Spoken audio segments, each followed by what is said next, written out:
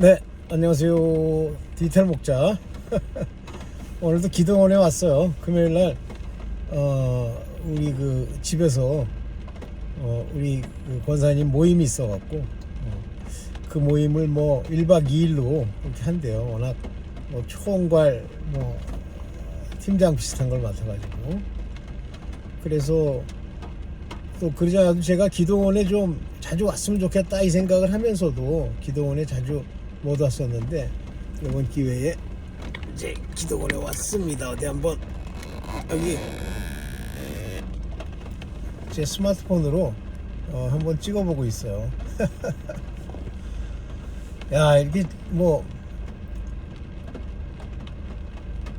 이제 여러분들도 뭐 많은 설교를 듣고 이렇게 생각하시겠지만 저번 주 금요일 날 봤을 때 했던 그 강사님 한 분이 또 하는 거예요. 근데 그분이 중간중간에 이렇게 살짝 하는 얘기를 보면 생각보다 성경을 많이 알고 있는 그 젊은 목사님이세요. 내가 보기엔 그 정도 알면 많이 아시는 거예요. 근데 문제가 뭐냐면 많이 아시는데 문제는 이제 강조할 부분과 그 다음에 그거는 얘기해봐야 실제 거기 듣는 청중 모두에게 인간적으로는 기분이 좋을런지 모르죠. 그렇지만 안 먹히는, 그러다 보니까 이제 청중의 반응을 보는 그 목사님들의 특징이 뭐냐면 자꾸만 이렇게 그 큰 소리로 막 얘기를 하는데 그 큰 소리가 또박또박 정확하게 얘기하지 안 그러면 막 웅웅 그래요. 그래서 그 목사님 인상이 깊으면서도 좀 문제가 많이 있다 몇 가지. 뭐 그렇다고 해서 전혀 못 깨달은 거냐 아니면 부분 많이 깨달으셨는데 그 깨달은 내용들이 를 이게 설파하는 과정, 말씀해가는 과정에 몇 가지 문제가 있더라. 이제 그런 생각을 가지고 있습니다. 그런데 이제 금요 철야, 조금 전에 이제 철야 예배를 드렸는데 이 기도원에 계시는 강태홍 목사님이란 분이 기도원 목사님이세요. 순복음 그 목사님이 하셨는데 그거는 확실히 그분은 뭘 깨달았더라고. 진짜 많이 깨닫고 얘기를 하시는데 저분은 개인으로는 그 목사님 개인으로는 뭐 구원뿐만 아니라 이제 천국에 가는 것 자체에 어려움이 없을 정도로 많은 걸 깨닫고 참 좋아요. 근데 문제는 뭐냐면 그렇게 좋음에도 불구하고 그 문제가 뭐냐면 잠깐만요. 네. 문제가 뭐냐면 듣는 청중들의 정체성, 그분이 어떤 상태냐에 따라서 사실은 거기에 맞춰서 여러 가지 이야기들을 해줘야 돼요. 그러니까 예를 들면 거기 청중이라고 와 있으면 이제 교회는 다니시죠. 근데 그 교회 다니는 동기, 교회에서 이제 그분들이 가지고 있는 어떤 그 믿음의 어떤 마음들, 이런 것들이 좀 사람마다 다르잖아요. 그러면 그 사람마다 다른 그분들의 상태에 따라서 요렇게 저렇게 얘기를 하셔야 돼요. 예를 들면 그 두 번째 목사님이 하신 말씀 중에 참 괜찮고 놀라운 말씀이 뭐냐면 그분이 이제 했던 얘기가 뭐냐면 이런 표적이 있으리니, 그거요. 믿는 자에게 이런 표적이 있으리니. 그래서 뭐 병자가 낫고 뭐 귀신이 쫓겨나가고 그 다음에 어디가 없어. 뱀을 집어도 해를 입지 않고 독을 마실지라도. 그러니까 이 세상에 우리가 생각하는 뭐 병이나 독이나 하는 것들은 다 굉장히 그 뭐라 그래야 돼요. 해를 줄 수 있는 요소가 있는 것들이죠. 근데 그런 것들에게부터 해를 안 받습니다. 그러니까 여러분들이 웬만한 작은 문제들은 병이나 이런 게 실제 와도 그 병이 온 이유를 정확하게 깨달으면 없어지지만 처음부터 들지 않지만 병이 드는 과정은 뭐냐면 우리의 열정, 각 개인의 그 열심으로 그 일을 하면 반드시 이제 뭔가 문제가 생기게 돼 있어요. 하나님 관점에서는. 근데 하나님은 우리에게 자기의 음성과 자기의 그 기본적인 걸 보여주실 때 우리가 생각하는 것처럼 막 그 뭐라고 합니까?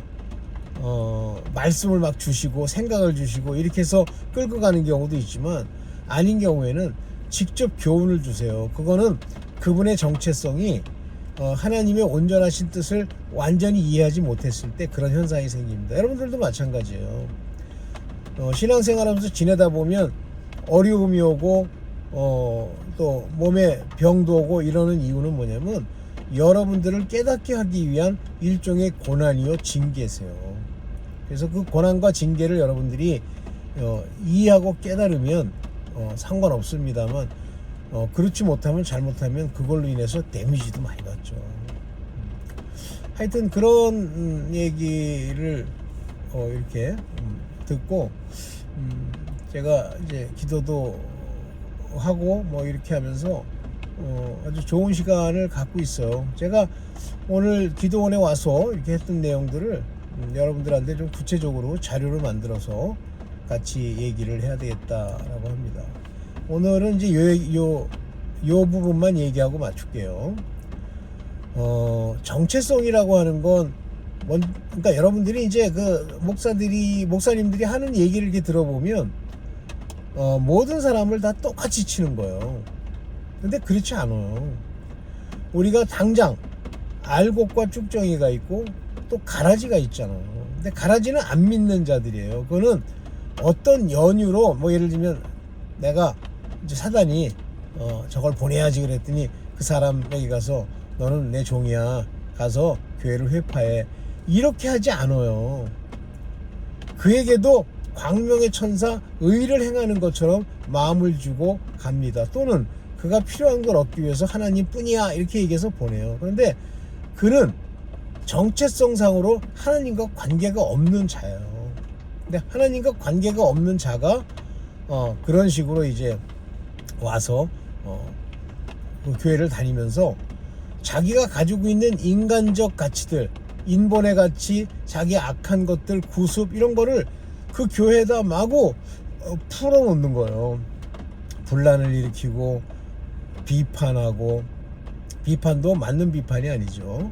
음해하고 후욕하고 이렇게 하는 거예요. 그게 가라지예요. 그럼 여러분들이 그게 가라지냐 아니냐를 구별해낼 수 있느냐? 있죠. 근데 이제 가라지라는 걸 구별했다고 해서 내가 직접 응징하려고 하는 거는 큰 문제가 생깁니다. 그거는 나중에 분란이 심해져요. 그거는 똑같은 사람이에요, 둘이서. 그 다음에 이제 알곡도 있고 쭉정이도 있죠. 알곡과 쭉정이 차이는 뭡니까? 이제 알곡은 말 그대로 부르심을 입고 하나님의 기름 부음도 알고 말씀도 깨닫고 하나님께 가는 길도 아는 지식이 있는 거예요. 근데 알곡은 여전히 성경적 표현에 의하면 알곡은 우리가 말하는 믿음이 있는 사람이기는 한데, 그들은 하나님의 자녀, 후사된 자들은 아닙니다. 곡간에 드린다고 그랬잖아요. 알곡은 곡간에 드리고. 그러면 그 곡간이 사실은 뭐냐면요, 제가 뭐 곡간에 대해서 하나님이 주신 말씀, 그러니까 직접 주신 건 아니고 이제 통해서 깨닫게 하신 것 중에 하나는요, 곡간은 마지막 때 이제 피난처 같은 거예요. 곡간. 그래서 그들은 휴거가 안 되죠. 이 땅에 환난을 통과해 남아 있어요. 그래서 곡간에 드리는 거고, 그 다음에 이제 빻아서 고운 가루가 되는 것들이 있습니다. 곡식 중에 첫째 난 곡식, 이런 것들은 하나님의 자녀 후사들을 얘기하는 거예요. 그래서 그분들은 아버지 앞에 쓰임을 받죠. 다시 말하면 어부로서, 아들로서, 왕으로서 이 땅에서 여러 가지 표적을 일으키고 하는 거죠. 그러면 당장 간단하게 이렇게 세 가지만 놓고 보면 가라지 말고 이제 또 뭐가 있냐면 아예 안 믿는 게 있어요.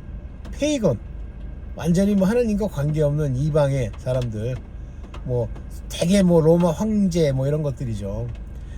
이런 사람들은 아예 그렇다고 판정이 나면 손도 댈 필요가 없어요. 잘못하면 오늘날 정치 속에서 뭐 이것저것 막 그 목사들 핍박하고 뭐 성도들 괴롭히고 교회 핍박하고 하는 이런 자들이에요. 그러니까 이런 자들에게는 설교할 필요도 없죠. 말을 전할 필요도 없어요. 해봐야 어떻게 하면 잡아 죽일 거 이것밖에 없습니다. 그렇다면 이 가라지나 아니면 쭉정이나 알곡에 대해서 얘기를 해야 되는데, 이거는 분별의 대상이에요. 가라지가 알곡이 되거나 쭉정이가 알곡이 되는 법은 없답니다. 제가 깨달은 거, 하나님이 주신 거로는 알곡이 쭉정이가 되는 건 있어요. 이렇게 되면 이게 버리움을 받은 자들이고 생명책에서 기록이 지워진 자들이에요. 이런 자들에게는, 그러니까 알곡은 구원을 받을 수도 있고 안 받을 수 있어요. 그냥 곡식은 껍질을 까지 않은 곡식들, 옛날에는 저장할 때 껍질을 까지 않고 알곡채, 추수한, 그러니까 그 뭐라 그럽니까 이게 그 알곡채를 저장하잖아요. 썩지 말라고. 그걸 깎으면, 도정을 하면 빻거나 아니면 상해버려요. 어쨌든 그런 사람들은 이제 율법에 속한 이야기들을 해줘야 돼요. 이들은 생명책에 지워질 수도 있고 이들의 구원은 확정되어 있지 않습니다. 끝까지 가야 돼요. 그러면 이런 사람들이 많으냐? 많죠. 여러분들 초막절에 광야를 생각하시면 돼요. 광야에서 초막절을 지내게 하는 이유는 그들로 하여금 40년간의 고난을 통해서 바뀌라고 주는 건데 안 바뀌잖아요. 그 자식들은 바뀌었죠. 그래서 이런 식의 오랜 고난을 통해서 결국은 안 바뀌고 광야에서 죽었잖아요. 그러니까 안식에 못 들어간 거예요. 이 안식이라고 하는 걸 많은 사람들이 오해하는데, 뭐 요단강 건너가가지고 죽은 후에 가는 곳이라고 생각하는데, 그 출애굽이 얘기하는 안식은 뭐냐면 믿음의 성지, 즉 가나안 땅에 들어가는 겁니다. 좀 다르죠, 정도가. 그리고 다시 이제 거기서 7 족속과 싸우잖아요. 저는 그 7 족속을 7 귀신, 하나님을 믿고 뭐 어떻게 한다고 해도 7 귀신이 들려 있거든요. 악을 행하거든요. 이런 자들이 이제 성령으로 인해서 그 7 귀신을 쫓아내고 이기는 과정, 그 과정이 이제 가나안 땅에서의 해야 할 일들이에요. 그래서 조금이라도 허용하면 이제 문제들이 마구 생기죠. 오케이. 저는 이제 그렇게 이해를 했어요. 그래서 이 사람이 알곡이냐 또는 고운 가루냐 쭉정이냐 가라지냐에 따라서 할 얘기가 다 달라집니다. 아까 그 강태용 목사라는 분 좀 상당히 좀 부분 들리던데, 저분은 많이 깨달았구나. 근데 그분 말씀대로 믿는 자에게는 표적이 있으리니 할 때 그 믿음부터 정의를 해줘야 돼요. 모든 사람이 같은 믿음을 가진 게 아니에요. 그러니까 어떤 이상한 목사님이 이런 말을 유튜브에 썼더라고요. 믿음만 가지고 예수를 버렸다든가, 그러니까 예수를 만나는 것이 뭐 믿음보다 더 중요하다, 이제 그런 말씀을 하시는 건데, 무슨 얘기를 하려고 하는지는 넌지시 이렇게 뒤로 생각해 보면 알 수가 있는데, 그건 잘못된 얘기예요. 믿음이 곧 예수 그리스도고, 믿음은 곧 그의 말씀이고, 믿음은 그의 말씀이 여기 풀어지는 성령의 기름 부음이 함께 있는 거예요. 그래서 예수를 믿으면 먼저 메노라 등불처럼 빛이 발하고 그 양만큼의 기름이 있어요. 그렇지만 나중에 이것이 꺼지기 때문에 계속 기름을 부어 넣어야 됩니다. 그래서 요한계시록에도 보면 뭐라 그러냐면, 네가 첫사랑을 버렸도다 그럴 때, 그 첫사랑을 버렸다는 게 뭐냐면, 메노라를 듣고 믿음을 가지고 왔지만 기름을 준비하지 않는 거예요. 그냥 안일하게 지내는 거예요. 여러 가지 것들을 받아가지고. 위험하죠. 무섭죠.